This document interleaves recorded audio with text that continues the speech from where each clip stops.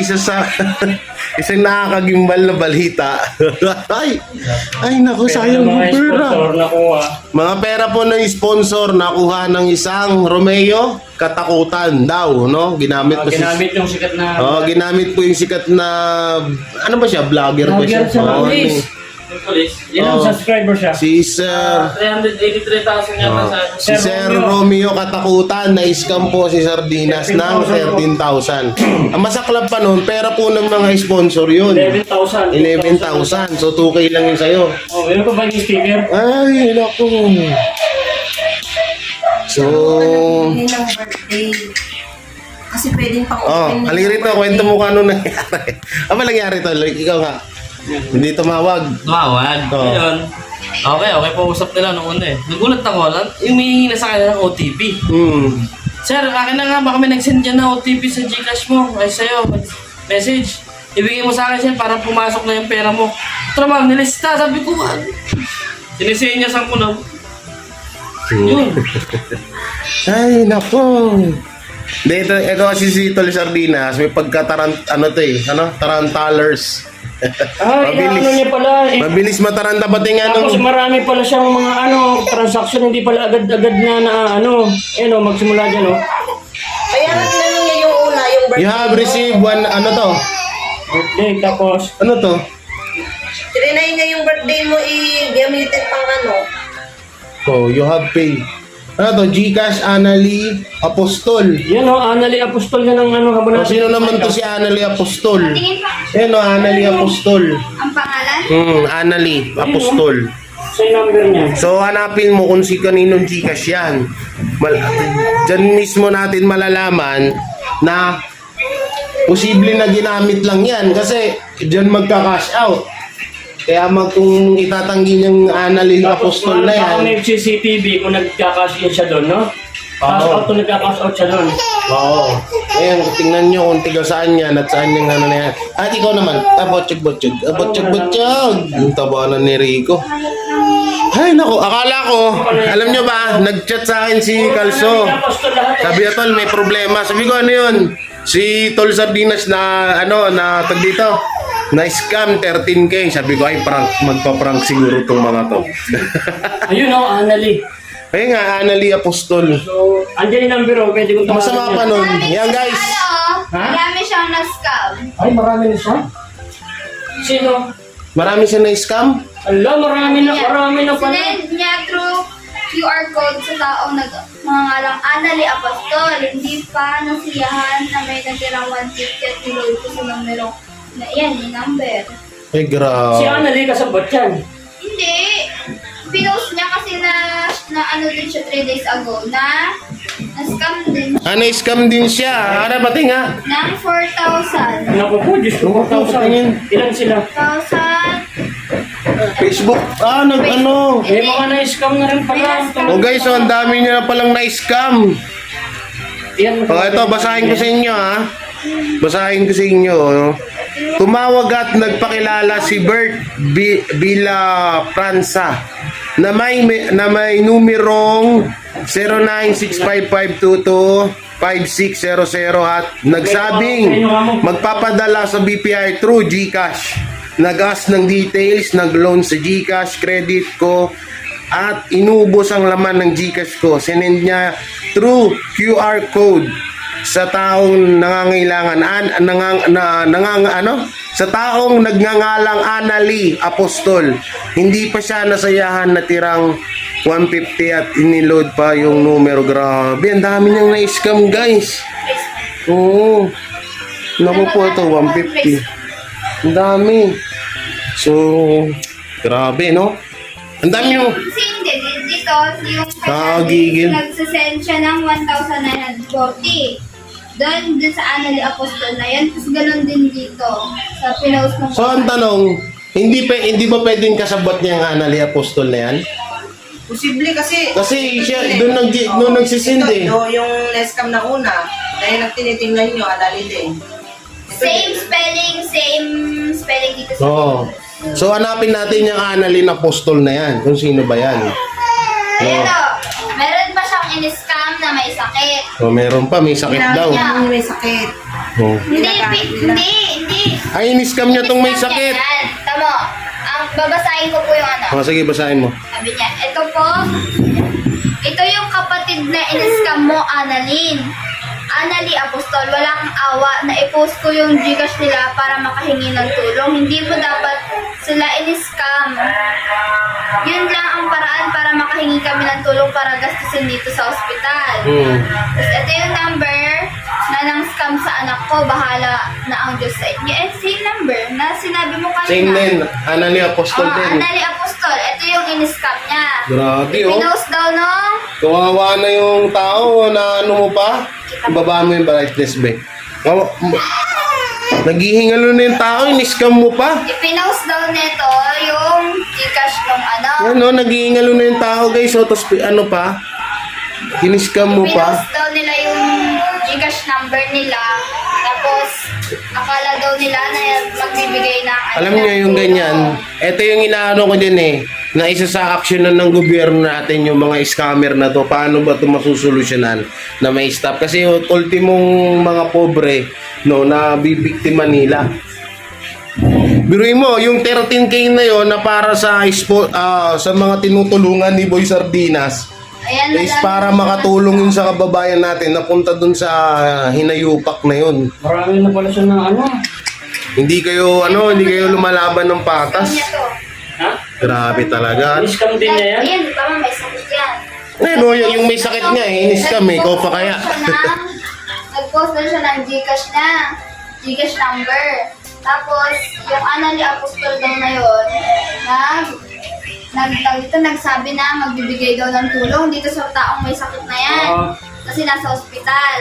Tapos, ayun, yung laman ng Gcash nung babae na to, yung laman ng Gcash Wala, na ganun din yung nangyari. Nagbigay din ng OTP. Yun nga daw. Hindi ba nila OTP nga daw. Hindi mo mabuksan yung basta-basta. Pero paano yun, yung ganon, halimbawa, naibigay ni Sardinas, makukuha niya ulit yun, mga papasok sa Gcash. Hindi na.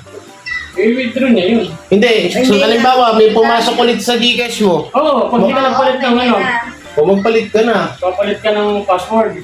O kasi open na lang yung Gcash Oo, mo. Ano na-open yung niya na yan. yung Gcash? Yung Naku. nabigay din ba niya yung password? Oo, Hindi, lahat yun, mabubuksan niya lahat yun. Bubuksan na yun. OTP na yun. Hindi. Binigyan pa niya. Binigay ko yung password ko eh. Ano ba? niya. Ano yung apat na ano na para mabuksan mo yung ano, yung Gcash mo sabi sa akin. Hindi mo ba naisip naman kasi yun pala. Password mo yun eh. Pero wala na tayong magagawa dun eh, nangyari na eh. Wala pa tayong makukuha. Pwede nyo naman ipunta yan sa polis. Hindi yan Ayun. pulis sa ang sabi sa cyber. Diretso na dyan, oh. Diba Oo. yung sa akin na ang dami na. So dapat mahanap talaga natin si Annalyn Apostol. So i-search mo sa Facebook kung sino ba si Annalyn Apostol. Maraming lumalabas kasi na Annalie Apostol. Hindi kasi ID yan te. Una-una, hindi ka makakagawa ng Gcash pag hindi ka nakaano ng valid ID. Like for postal. Pero kailangan mo, ang unang gagawin mo yan, i-report mo kay Gcash yan. Pero ang sasabihin ni Gcash, kailangan mo kumuha ng police report. Pero 13K. sabi nung pumunta ako din dyan, na, di ba yung Gcash ko nga din, may nag-transaction. Siguro mo 13K yun guys eh. Napaka ang daming matutulungan na namin nun. Para ba saan yun tol? Ha? Para saan yung 13K na yun? Tinanay Vilma, 5,000. Kinanay Vilma, 5,000. 4,000 doon sa Buntes. 4,000 dun sa Buntes. Tapos yung 2,000 doon sa uuwi sa Bacolod. Naku po. Hindi, bunuhan mo. Pantay tayo. Padala ka pa. Ba't mo inaubos yung ulam? Pinulutan ako. Wawa naman.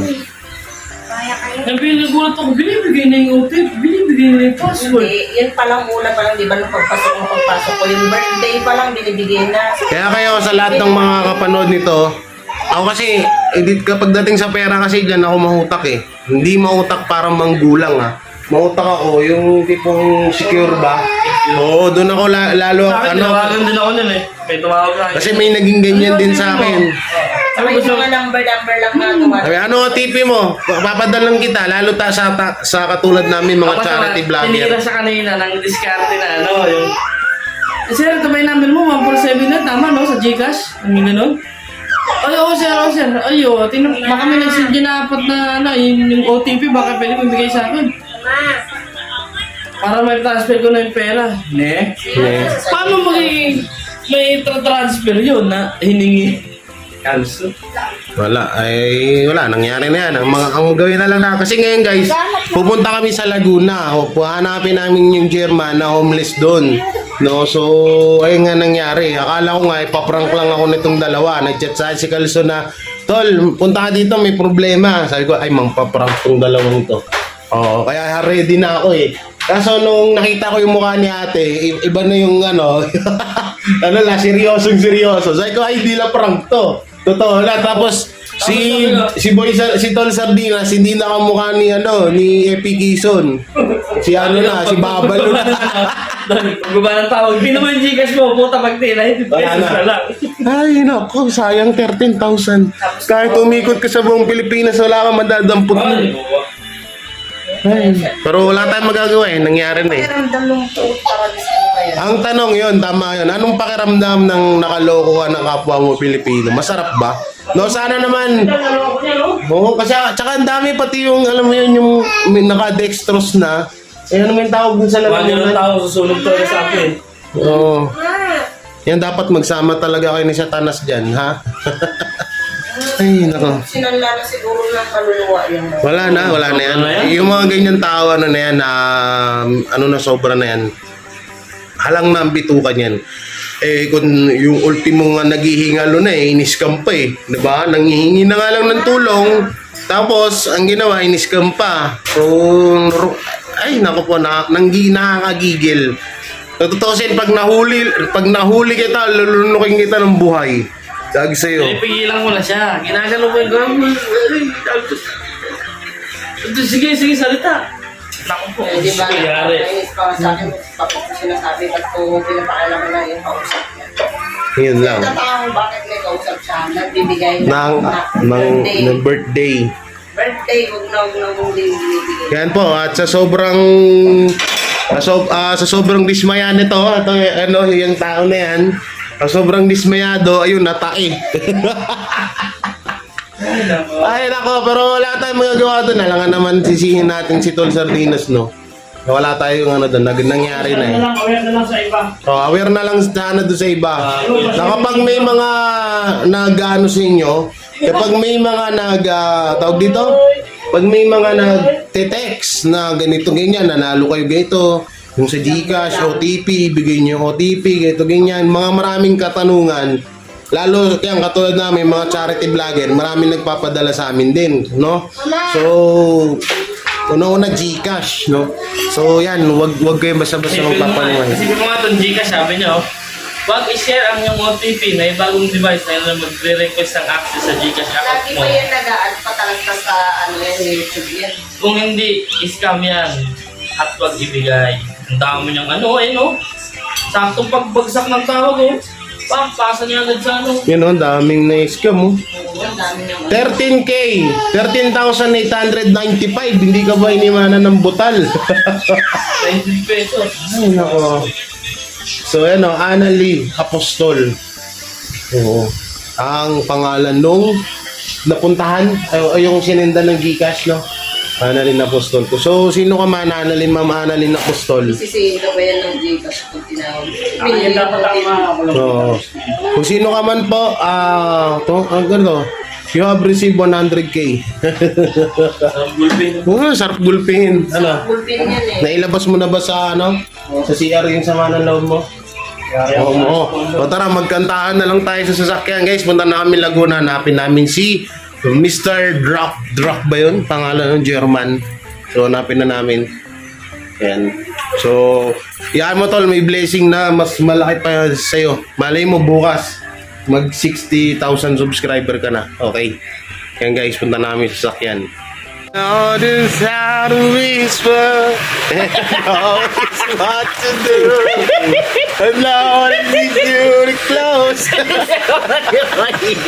I know what to let you do and I know the 13K Basahin mo, stronghold. stronghold scam hold Visit kayo. ah Kinantahan na lang hello. Alam mo, tropa na na-scam ng 13K tapos kinantahan mo wala. Head and now the right to say. Head and now the right. Sino man ang yumahin? Na-scam si Boy Sardinas. Ni Annalie, ano? Adolfo, ano? Adus Pols. Romeo Katakuts. Romeo katakutan pa ang ano. Ginamit mo Ang ginamit na kapangalan, bait-bait nun, tapos gagamitin na pangalan sa pang-scam. Gumaling na yung aso, ang ganda nyo na. Diba? Diba ito yung asong nakatali dyan? Ay, di ba yan yun? Ay. Django, palit ba yan? Ay, Tol. yung ano? Wag magtamtami dyan, tol. May blessing na darating sa'yo, huwag ka mag-alala. Yung call, may bata pa ko. Cool, bata pa ko, cool. Ay, na-pasting mo. Ganyan-ganyan lang yan, pero sakit yan. Sure. Alam mo yung kamukha ni Boy Sardinas, si Epi Quezon. Pero nung na-scam siya, naging kamukha niya si Babalo. Kalila ko pa eh, ha? Ay, nako. Yeah, boss, so... Dari kanina, parang payak na eh. Ilubos nyo naman na. Di wala kayo nagtira. Ay, kaya ko sabi, pero may sponsor yun. Pero na-sponsor yun. Ano ba magagawa mo? Scammer yun. Sabi ba, mag-cashin ka nga ulit 20,000 para may balik ko sa iyo yung 13,000 mo. Ano sabi? Cashin daw, mag-cashin daw ulit sa 20,000 para may balik yung 13,000 niya. Dodoblehin daw. Wow, Oo. ang galing, no? Ay, nako. So, pupunta kami ngayon sa Laguna. Hanapin namin yung German, no? Siguro yun na yung blessing.